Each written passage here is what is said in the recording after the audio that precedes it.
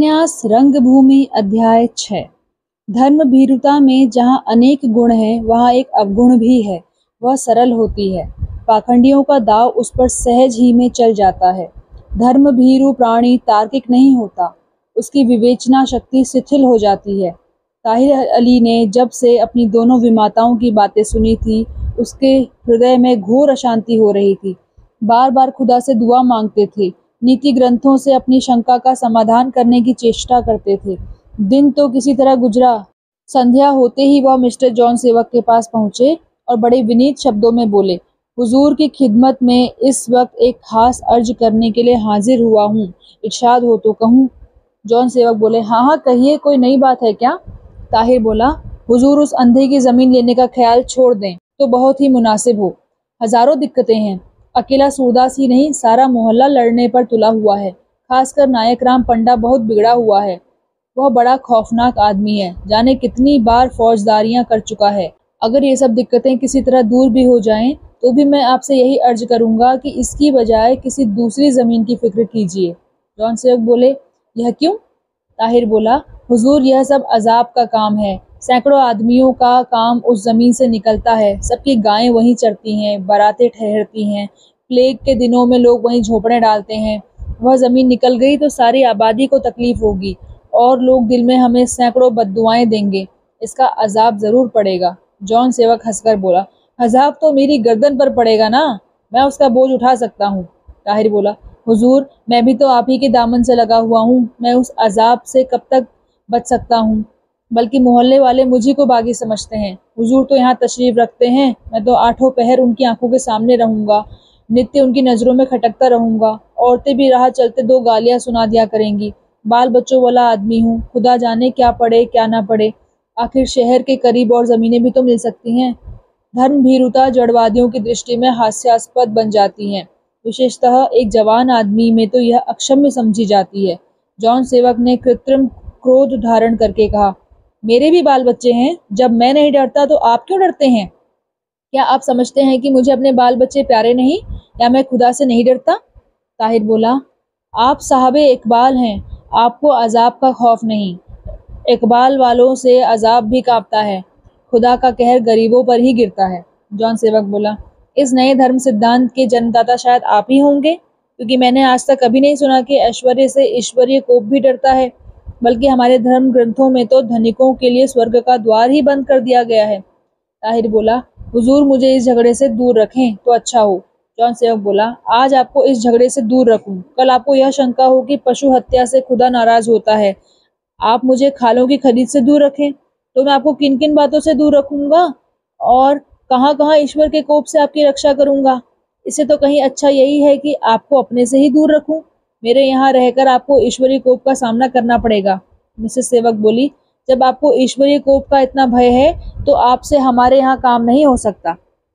ताहिर बोला, मुझे हुजूर की खिदमत से इनकार थोड़ी है, मैं तो सिर्फ। तब तक मिसेस सेवक बोली, आपको हमारी प्रत्येक आज्ञा का पालन करना पड़ेगा, चाहे उससे आपका खुदा खुश हो या ना खुश। हम अपने कामों में आपके खुदा का हस्तक्षेप ना करने देंगे। ताहिर अली हताश हो गए, मन को समझाने लगे, ईश्वर दयालु है, क्या वह देखता नहीं कि मैं कैसी बेड़ियों में जकड़ा हुआ हूँ? मेरा इसमें क्या वश है? अगर स्वामी की आज्ञाओं को ना मानूं तो कुटुंब का पालन क्यों कर हो? बरसों मारे मारे फिरने के बाद तो यह ठिकाने की नौकरी हाथ आई है। इसे छोड़ दूं तो फिर उसी तरह की ठोकरें खानी पड़ेंगी। अभी कुछ और नहीं है तो रोटी दाल का सहारा तो है। गृह चिंता आत्मचिंतन की घातिका है। ताहिर अली को निरुत्तर होना पड़ा। बेचारे अपनी स्त्री के सारे गहने बेचकर खा चुके थे, अब एक छल्ला भी न था। माहिर अली अंग्रेजी पढ़ता था, उसके लिए अच्छे कपड़े बनवाने पड़ते, प्रतिमाह फीस देनी पड़ती।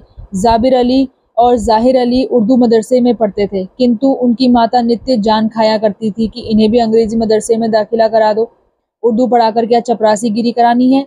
अंग्रेजी थोड़ी भी आ जाएगी तो किसी न किसी दफ्तर में घुस ही जाएंगे। भाइयों के लालन पालन पर उनकी आवश्यकताएं ठोकर खाती रहती थी। पजामे में इतने पैबंद लग जाते थे कि कपड़े का यथार्थ रूप छिप जाता था। नए जूते तो शायद इन 5 वर्षों में उन्हें नसीब ही नहीं हुए। माहिर अली के पुराने जूतों पर संतोष करना पड़ता था। सौभाग्य से माहिर अली के पांव बड़े थे, यथासाध्य वह भाइयों को कष्ट न होने देते थे, लेकिन कभी हाथ तंग रहने के कारण उनके लिए नए कपड़े ना बनवा सकते। या फीस देने में देर हो जाती, या नाश्ता ना मिल सकता, या मदरसे में जलपान करने के लिए पैसे ना मिलते, तो दोनों माताएं व्यंग्यों और कटुक्तियों से उनका हृदय छेद डालती थी।